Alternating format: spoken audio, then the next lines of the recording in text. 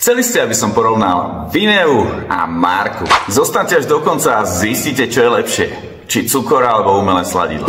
Podiel ovocnej šťavy 1%, hroznové šťavy 10%. Cukor a glukózovo-fruktózový sirup je aj tu, aj tu. Tu je na 1 liter 47 gramov cukru a tu až 83. Wow! Umelé sladidlá, cyklamát, sacharín a acesulfankál. Konzervačné látky, sorban draselný a benzoán sodný. Farbivo, amoniakovo-sulfidový karamel.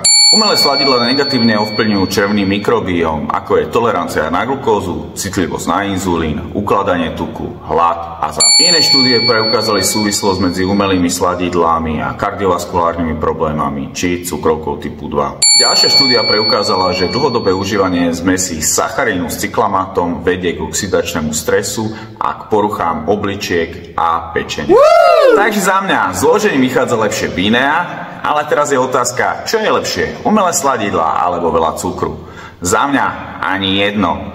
Keď si to dáte raz za čas 3 deci, tak vám to neuškodí.